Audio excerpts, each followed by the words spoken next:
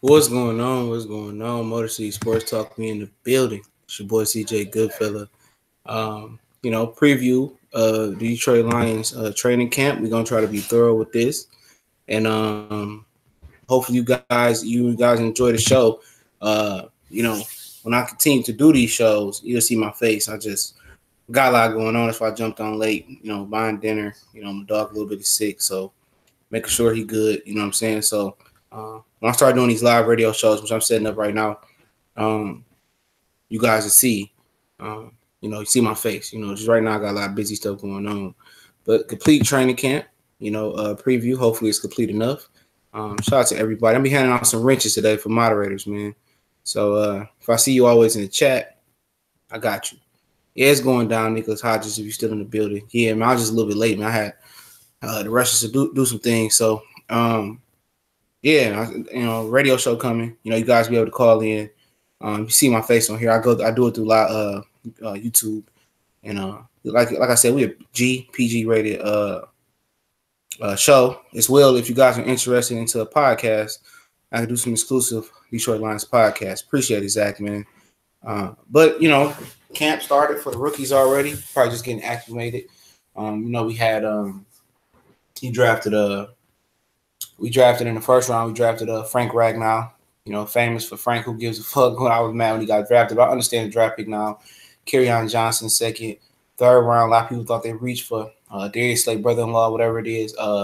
Tracy Walker. Then after that, we got after Tracy Walker, who do we get? Who was the fourth round pick? I can't remember.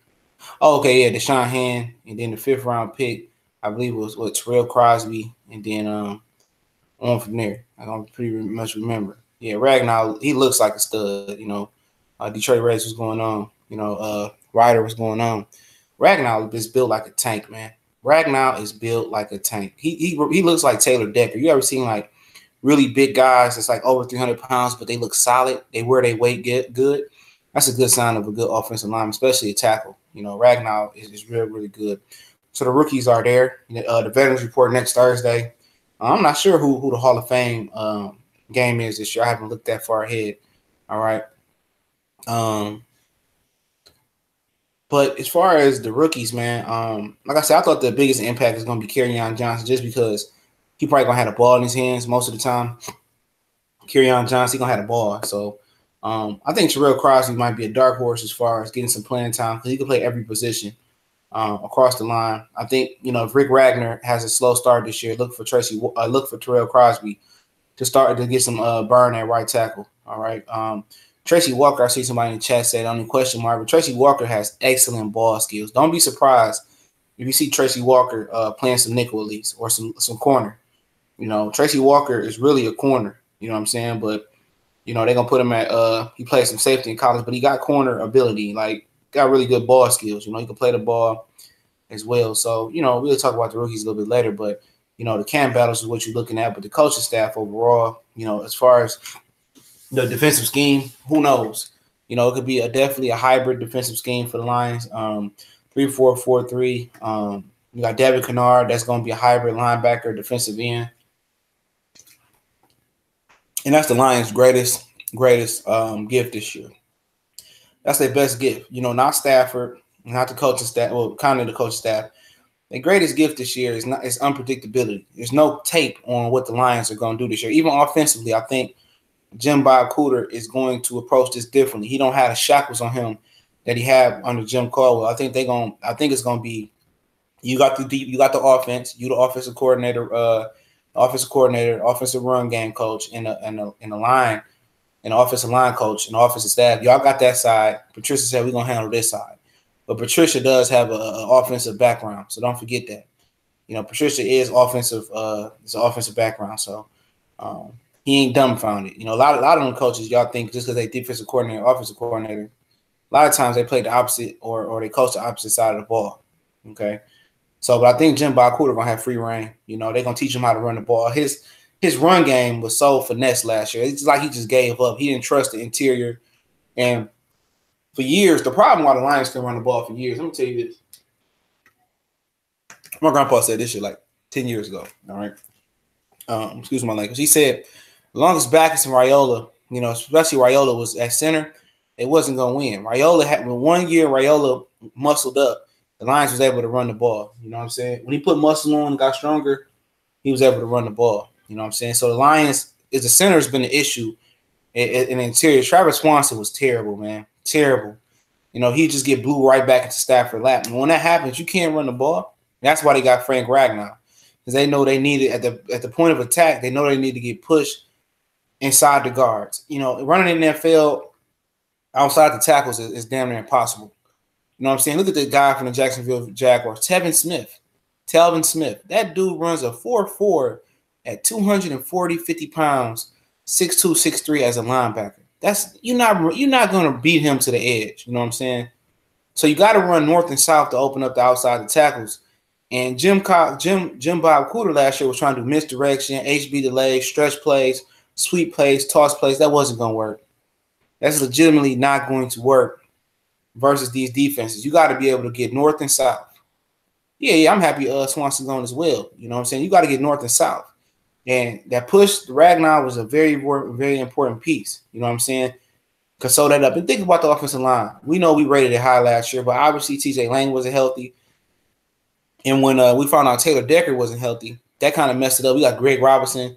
Everything had to slide towards his way. And then you had Travis Swanson, another weak point. And then TJ Lang was injured. And then, you know, Rick Widener started playing bad because TJ Lang was injured. Then the center sucked. Then the left tackle sucked. It was an offensive line in flux. It was in flux. I mean, when you play offensive line, I don't know how many people play football. But if you play offensive line, it's a team. You move as one. You know what I'm saying? You block as one. And last year, Greg Robinson, Swanson, and TJ Lang injury, that really messed the line up. And like you could tell, Rick Wagner started off fantastic last year. Pretty good. And then after a while, just the play on the line, everything was on him. If you sliding everything towards Robinson and then giving Swanson help, well, Rick Wagner on the other side, he ain't getting no help. You know what I'm saying? So this year, hopefully, it's healthy. And the first thing before we really get into this, health. That's the first thing about training camp is health. Now, if you're not familiar, the players in the last CBA, they negotiated for less practice time and less two-a-day practice times. And what that does is that hurts you. The less time you get hit and the less time you can get physical with the pads on, the less conditioning you get. So you see a lot of soft tissue injuries. Also, for players enjoying their offseason and not training hard, you get soft tissue injuries. You get the Achilles, you get the ACLs, the MCLs, you get the hamstring. So, you know, hopefully, you know, our players were diligent and working hard and staying in condition going into here. But offensively, we can start off there. Offensively, you know, if the line is good, I'm not going to predict and say they're going to be the greatest or the best, but I'm hoping they could be pretty good. I come to grits with, you know, Ragnow playing guard. You know, I'm cool with it. You know, he got to learn it. Let Graham Glasgow play center. Eventually, he'll take over, all right? The running game is offensive line, and the running game is everybody want to know. That's going to really set it off. And you know, the Lions have had a bad history of running backs being drafted. Maybe Kevin Jones trying to run over everybody. Mikael LaShore, we thought he was going to be really, really good. Running to Cliff Avril and tearing his Achilles and having one good season and just never really being able to bounce back from there in the weed case and all the stuff he had.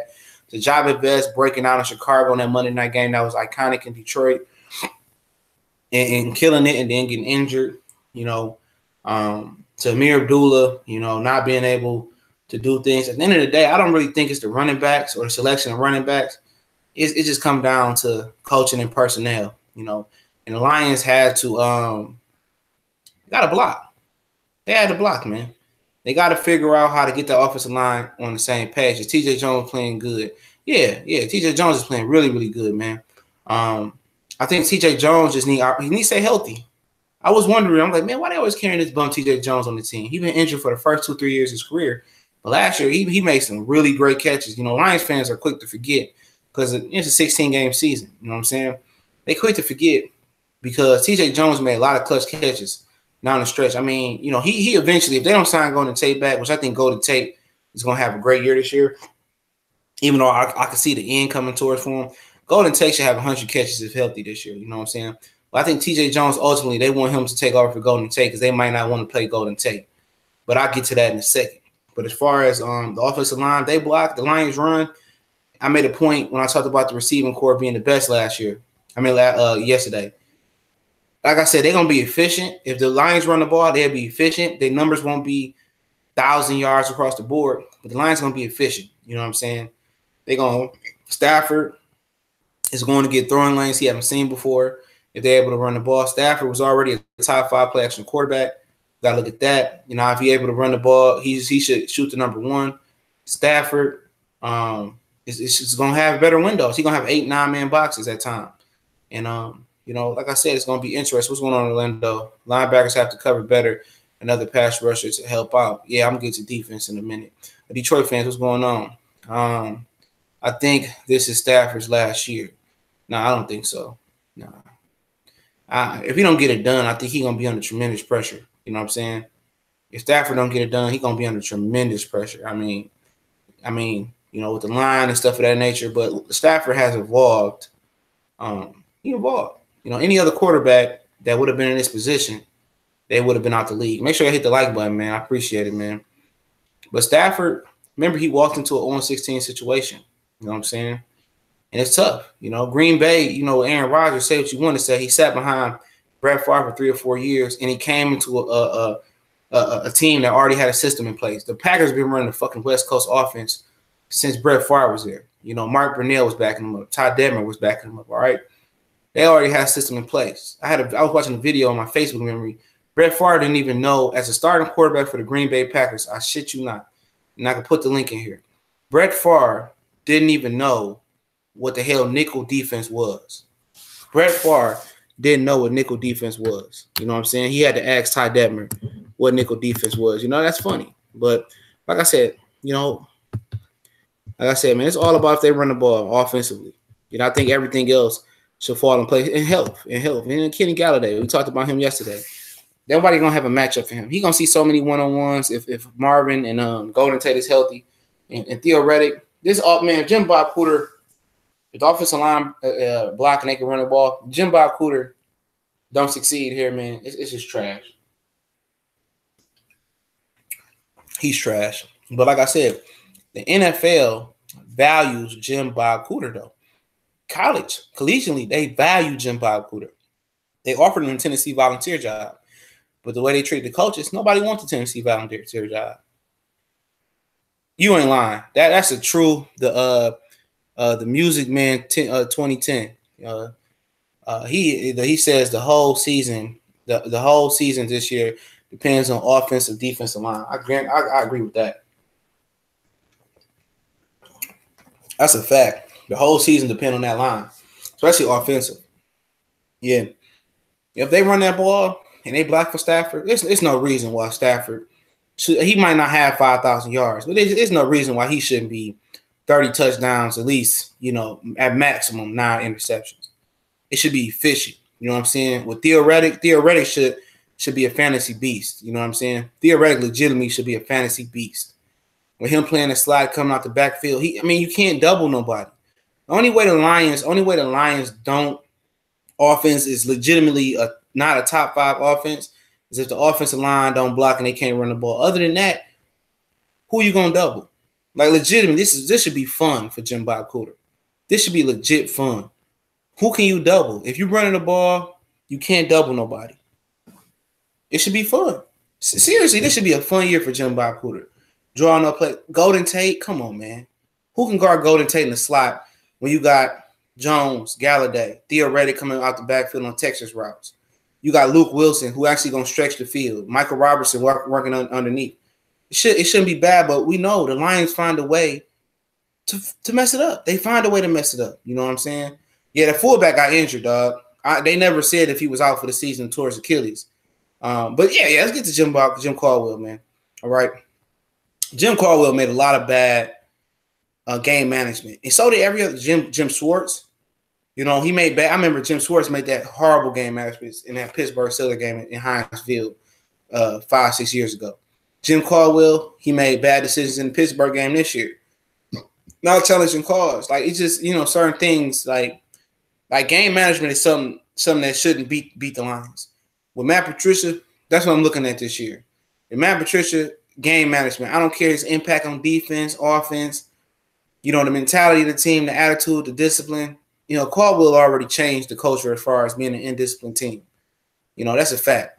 What I'm worried about Matt Patricia, amongst all the BS going around him, is him standing tall and managing the game, calling timeouts when you need to call timeouts, managing the 2-minute offense, managing the defense, when to be aggressive, you know, when not to be aggressive, when to substitute, you know what I'm saying, managing the game clock, managing the time clock. You know, I want to see game management for him, knowing when to go for it on 3rd and 4th down. Is he going to be aggressive?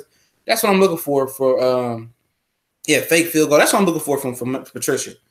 You know, do you kick an onside kick? How aggressive? How passive is he going to be? How you going to manage this team? That's exactly what I'm looking at, man. Management. You know, I don't care about shit else because it's hard to implement a system and have them buy into the system right away. Implementing systems take years, you know what I'm saying, especially on defense. It takes years to implement a system, you know what I mean? But it could be effective. You see what the Rams did last year with Sean McVay. They put a system in and it worked. But this year, the NFL is going to adjust to the Rams offensive system. They got to do something else. You know, they got to come up with counters. They got, you know, they got to break tendencies. So management for Patricia. I'm not worried about the scheme or nothing. Management for him. And I am interested in the defensive side of the ball, which we'll get to in the second half of the video. But, yeah, man. Luke Wilson, Michael Roberts, I think that's a battle, you know, you could be looking forward to. Roberts, I heard he looked fantastic. He leaned out. He was one of the Mac's best red zone threats. And so was Kenny Galladay was a Mac guy. The Mac produces some good talent. So was Khalil Mack from the Oakland Raiders. He was a tremendous talent. So the Mac got talent, man. The Mac really does, man. We got Teal Redden. He was played in Bowling Green. The Mac, one of the receivers for the future. So, like I said, man, you know, the battle for the running back position, I think it's just, I don't know what it's going to be. That rotation is going to be interesting. But for some reason, I got a feeling that Amir Abdullah is actually going to show up and run the ball solid this year when he get an opportunity. But they'd be far in between, you know. Blunt is good. I made a mistake, said he wasn't a workhorse running back, which he had 1 year in New England when Deion Lewis was injured, and he did carry the load. So, you know, we'll see. We'll see how that balance is going to be. That's something I can't predict, the balance between Johnson, Blunt, and Reddick. You know, I don't think Amir Abdullah, he's going to get some touches. He's going to be a kick returner, you know. But the offense got a lot of potential. You know, like I said in my other video, it's the time. It's the season for optimism, to be optimists, you know, for the NFL. Even the Cleveland Brown fans feel like they got a chance, and you know, everybody feel like they got a chance this year to be the next Philly, to be the next, you know, Houston Texans, to be the next Jacksonville Jaguars. Everybody feel that way, man. You know, legitimately, everybody feels they can be that way. But at the end of the day, we'll see. I want to see Stafford, you know, in his offense. And before I end the offensive portion of this, the Lions have to come out with an outdoor mentality. They had to come out and say, you know what?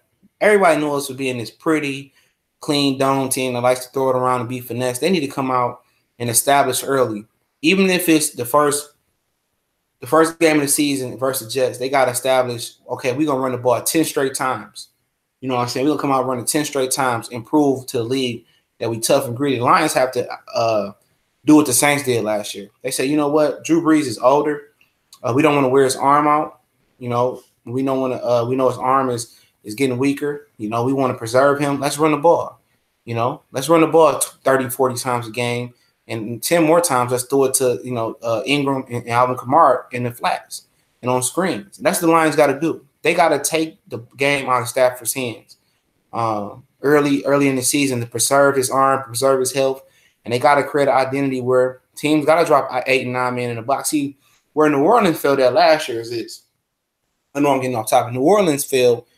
They didn't have the weapons. Once Jimmy Graham was gone and Marcus Colston moved on, they had Michael Thomas and that was it. And Brandon Cooks moved on. That was Michael Thomas. The rest of their receivers, you know, they showed up when they wanted to show up. You know what I'm saying? They didn't have Kobe Fleener showed up when he wanted to show up. It was the running backs and one receiver.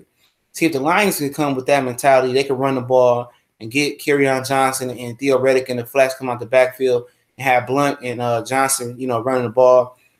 They got the receivers. You know, once they started putting 8, 9 men in the box on the Lions, Ain't nobody gonna double team. You can't double team Marvin Jones. You can't double team Golden Tate. You can't double team Kenny Galladay, because then you got Luke Wilson creeping down the slot, creeping down the seams, working the deep half of the field. Then you got Michael Roberts, potentially working underneath. Then you got the running backs coming out the backfield. If the Lions can implement what the Saints did last year with the running game, they pass the game, numbers are going to drop, but they're going to be more efficient with accuracy, and you're going to see touchdowns go up. You're going to see Stafford's completion percentage go up, and you're going to see Matthew Stafford breaking the pocket numbers go down. His rushing going to go down because he's not going to need to. So it's going to be a very, very interesting season for them, but they have to become a physical football team. Like Beefy Cake Boy said, he said, be the new bad boys of Detroit with the running physical. Yes, they have to make that identity. To get that identity, that's a mindset. That's something that you got to come out and you got to be aggressive. You got to come out there and shove a ball down people's throats. And offensive linemen love that. Offensive linemen get the pushing team, get to pushing other defensive linebackers, other linebackers getting to the second level. They love that. That make them be better pass rushers as well too. That's another thing with the Lions as well. The reason they don't get better pass rush is because they linemen always pass blocking. They always on their heels. They always backing up. They got to get them big fellas going forward. But that'll be the offense. We'll get into the special teams real quick. It ain't gonna be long for the special teams because Matt Prater is really, really good. Matt Prater is really, really good. The kicker, the punter is really, really good. Sam Martin, Jamal Agnew. Okay, if you didn't know, they legitimately changed the kick return rule. Okay, we know they moved it up to the 25 or whatever it is now. Well, they moved it up like past the 50, the kickoff. They've been did that for years. Now, if the football goes into the red zone, it's an automatic touchback, and they bring it out 25-yard line. So you probably won't see Jamal Agnew returning kicks. You probably see Amir Abdullah back there, maybe T.J. Jones. Jamal Agnew is probably just going to return punts right now because what's the point? Everybody can make it into the end zone. So once it hits the end zone, can't bring it out no more. So that's tricky. That's crazy. That's a dumb rule. But eventually they're going to eliminate the kickoffs. You're just going to have teams take it from the 25. And the kickoffs are dangerous, but it's an exciting thing about the game. They took away the 4-man wedge. They took away the 2-man wedge. They took away the wedges all together this year. So, it is what it is. Defensively, to end this up, man, defensively, who the hell knows? Devin Kennard is a guy that's going to be rushing the pass rusher out of USC, being a linebacker. Jalen Reeves-Maven is a guy that I continue to forget about. We got the best punt and kick returner, Jamal Agnew, man. The best. My favorite kick returner of all time was Dante Hall from the Kansas City Chiefs, man. I love the way he could return kicks, man. And even though I hated the Bears, I like Devin Hester as well, too. He was good at returning kicks. Remember we had, Eddie Drummond, Desmond Howard was good for the Green Bay Packers. You had a lot of good ones. People forget about Dante Hall. I think he was one of the best.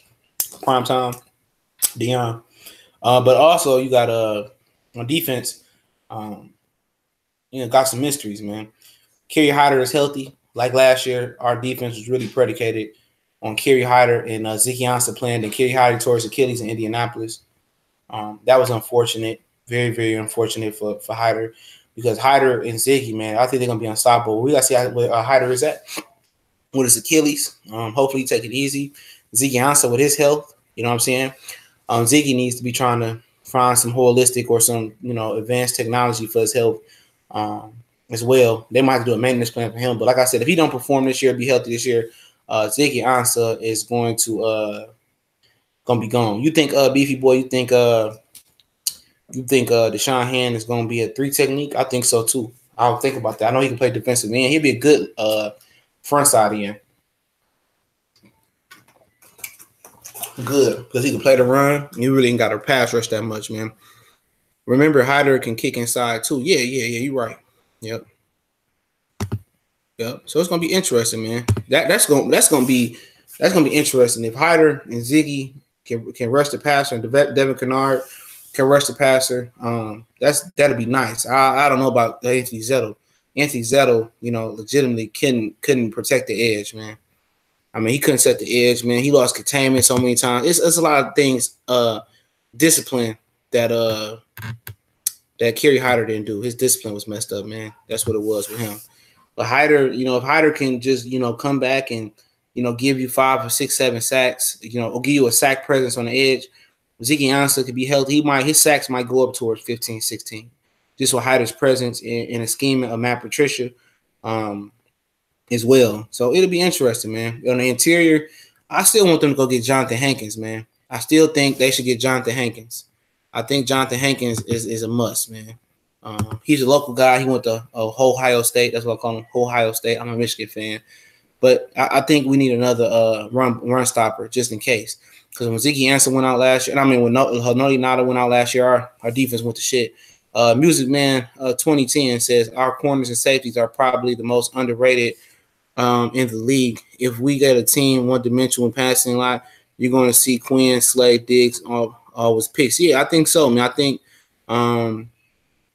get to that in a minute, but up front, I mean, I think Reeves Maben is some dark horse probably to get some time. I know Christian Jones is a guy that played inside with 3-4. He played weak side, outside. I finally did some research on him. I think the reason he went undrafted was him and some other Florida State players end up getting caught with drugs in their system, and all of them dropped. Was Timmy Jernigan, him, and was it Telvin Smith or somebody else? Yeah, all of them got in trouble. But Christian Jones is a very, very physical linebacker. He's a thumper. He's a run support linebacker, and that's what the Patriots like. They like them big unathletic linebackers like Mike Vrabel, Teddy Bruschi, and Kyle Van Noy. They scheme up, man. They scheme up really, really well, man. And I think Reeves Maben, his issue last year was physically. He physically wasn't ready for the NFL. He was missing tackles. He was too small, so hopefully he got in the gym. But Reeves Maben definitely is an athlete. Sylvester Williams is going to clog up the middle. He's going to play the Nada role this year. So Sylvester Williams will play the Nada role. He's going to clog it up.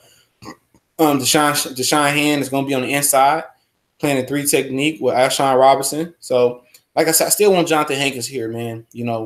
But Alshon Robinson has improved each year he's been with the Lions, so that's something to look at. Each year the man has improved. Sylvester Williams, he hungry to get another contract, but I still think they need one more run stuffer, man. They need Jonathan Hankins, excuse me. Jonathan Banks is he played here for a minute. Darius Slade, opposite corner at Mississippi State as well. You know what I'm saying? So the front seven ain't as bad. I still like to see them get Dante Fowler. If they can get him for cheap, because Dante Fowler, I don't think Jacksonville gonna pay him. He just got suspended for one game too. I think his baby mom and his side chick was fighting or something. I forgot how the story went. But I think they need one more pass rusher, but that'll probably be next year. I see him go trade for Dante Fowler, though, even with the suspension. He's electric off the edge. Most Jacksonville fans think they're going to bring him back, but I don't see it happening. These big tackles could probably work in the 3-4. Yeah, Hankins, Robinson, and Hand could play in the 3-4. Yeah, Hand is almost 300 pounds. He don't look like it, though. He wears weight well. But, yeah, we're not getting Hankins. I personally don't think we need him. You're probably right. I just think we need another run stopper, though. You know what I'm saying? But, hey, you're probably right. They got rid of King Spence. But I just like the simple fact they can back him up. But I can intertwine Sylvester and Hankins, because when Nada went out last year, it wasn't pretty. We was able to get ran on. Deinberg, one thing we noticed by mostly every position different than other years' depth. Also, someone that was supposed to be a camp body is really going to impress. Happens every year. Yep, it does. It does happen every year. And also you talk about the back end, and so we got some underrated DBs. You talk about the fight for the last safety spot between Quandre Diggs, Tracy Walker, Miles Killebrew, Tavon Wilson Sr. Also the battle for the second cornerback spot between Shed Lawson and Tease Tabor. The nickel spot be between Jamal Agnew, Quandre Diggs, probably Nevin Lawson. So you got some battles in the secondary. But even whoever lose the safety position, like I said, the Patriots like to run 3 safeties.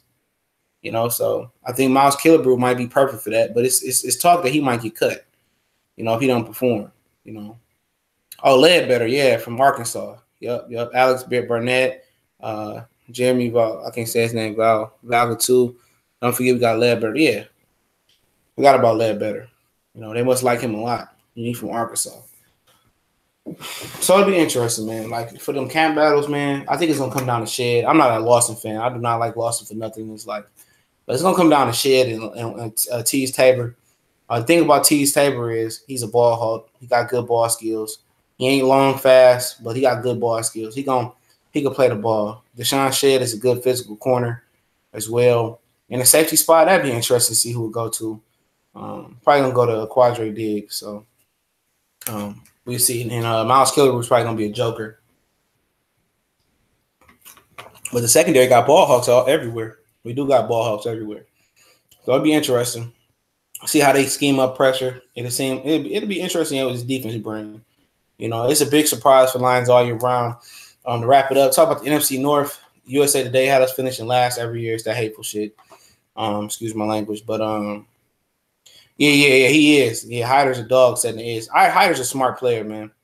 Smart. His wife, or I think it's his wife. She's a track star. You know, yeah.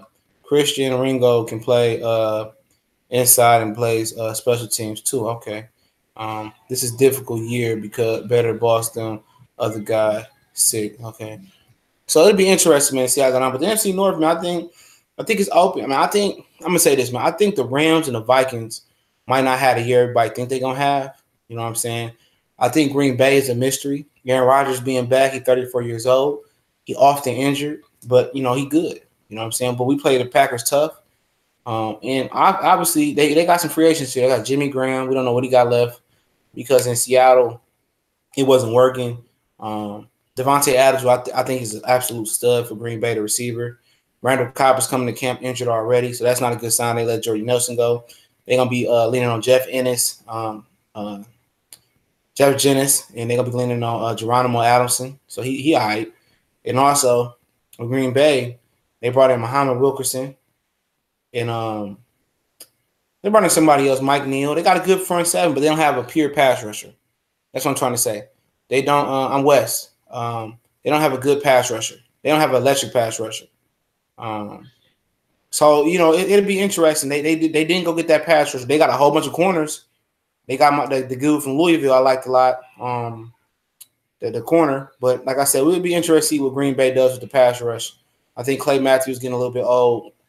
Minnesota, some teams that take a loss like Minnesota did, they tend to take a step back. Even with Kirk Cousins, they tend to take a step back. But we'll see, man. We'll see. I think Chicago are sleepers. But teams are going to start scheming up on Mitchell Trubisky this year. We'll see how he do in the second year. So it's going to be interesting, man. It's going to be interesting in NFC North. I don't want to do wins and losses ahead of time and say, well, I predict the Lions will do this. You never know week to week with injuries. I mean, NFL players drop out their prime at any given time. They could be balling one day and they fall out their prime the next day. So you don't never really know, man. But make sure you hit the like button. You know what I'm saying? And hopefully we're going to do more of these for sure. Like I said, I got the radio show coming. If you guys are interested in the podcast, I can do the podcast as well so you can listen to me on the go without having the YouTube little screen up. So it's going to be a lot of different things going down, man. I definitely appreciate everybody for tuning in, man. And I'm going to do one more video tonight. I'm going to do a season preview. I don't know which team I'm going to do. If you didn't see some of the things we're doing this month, we're going back reviewing drafts. We did quite a few already. We're doing a season preview of every team the Lions playing this year. Take a look out for the Packers, Vikings, Bears. All those going to come pretty soon. New England, 49ers, the Jets I haven't gotten to yet. Buffalo Bills I haven't gotten to yet. So, yeah, man.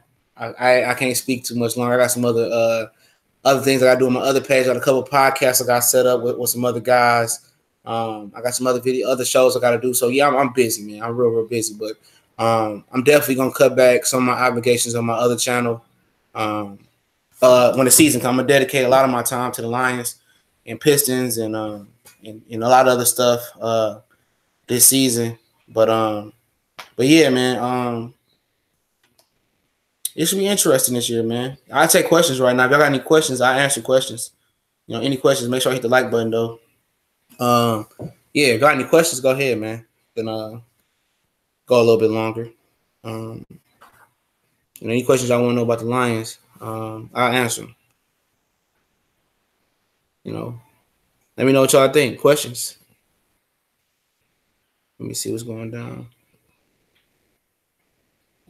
Yeah, I guess nobody got no questions, man. I got no questions about the Lions this season. Camp, in battles. I don't know. I'm not doing game by game predictions though. I can't. I suck at those, man. I mean, I think the Lions gonna go 8-8. Motherfuckers go 16-0 or something. You know what I'm saying? So yeah, who hits 100-yard first, Blunt or Kerryon? I think it's gonna be Kerryon, man. It could be Blunt, man. I think it's gonna be Kerryon because I'm gonna tell you this. I think it's gonna be Kerryon because I think Kerryon gonna be a beast in camp, and they're gonna say, "Oh, we don't want to keep Kerryon to 15 to 10 touches this year per game." I think he's gonna do so good. He's gonna blow the cap off the team. Sag Nasty say, when do you think Crosby could be put in use? Injury, or if Rick Wagner struggles, or if TJ Lang is not healthy. Frank Ragnow, if he's a little shaky, but I think injury. I think either injury or Rick Wagner and TJ Lang. He gonna be put in the right side if those dudes don't stay healthy. I really do think that. But yeah, I think it's gonna be Kerryon, but Blunt, I wouldn't be surprised. Don't forget Blunt. Blunt has breakaway speed, man. Blunt has breakaway speed. Really, Blunt is runs a 4.58, 4.59. Johnson runs a 4.53 or something like that. Abdullah and Reddick run 4.6s or something like that. What about just short yardage plays? That's gonna go to Kerryon can do short yardage, but that's gonna be Blunt. A lot of times it's going to be Blunt, and I think Kerryon Johnson is going to be a decoy for some short yardage when they become predictable short yardage because Kerryon Johnson being 213 and 6'1", whatever he is, long and having long limbs and stuff like that, he's a power runner. At Auburn, if you see him run the ball, he runs the ball with power, a lot of power. He had the most yards at the contact in the NCAA last year, I believe. How long till Patricia fires Jim Bob and brings his own guy in? I don't think they're going to fire Jim Bob this year.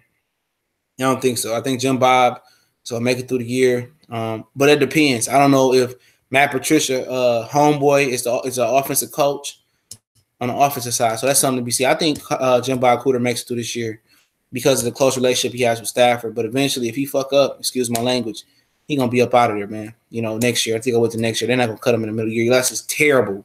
Unless he's just calling terrible plays and he the reason the run game not working or, some of the dumb stuff he done in the past, though, man.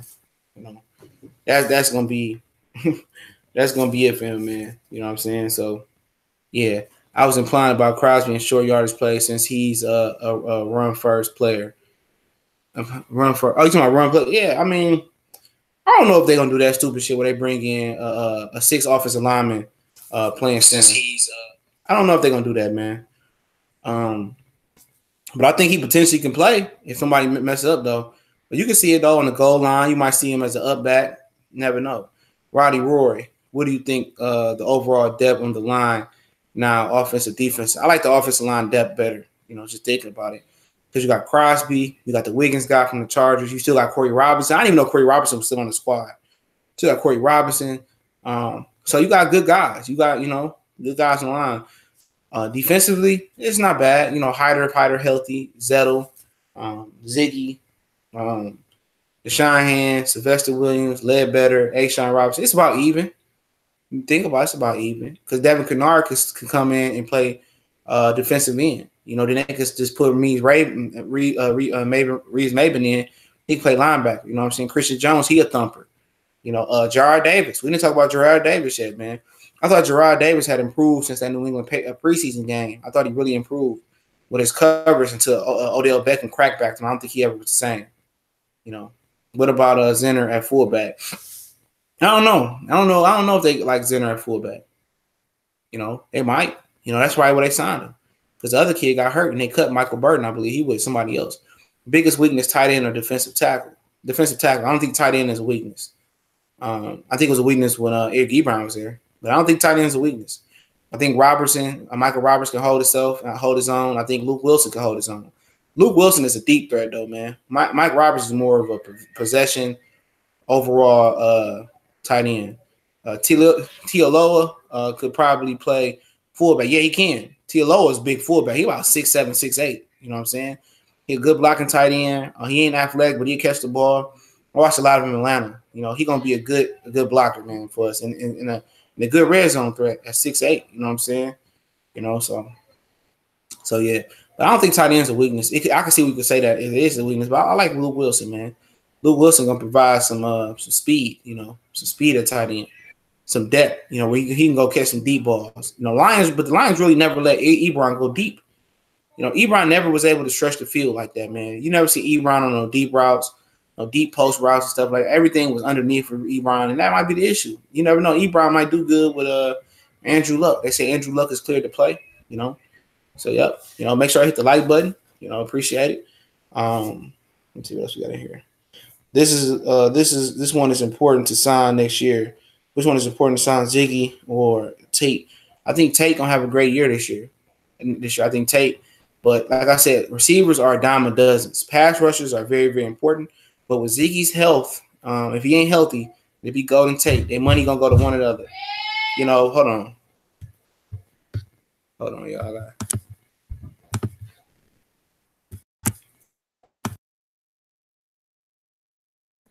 Yeah, I gotta go. I gotta go real quick. Appreciate y'all. Motor City Sports Talk. We gone.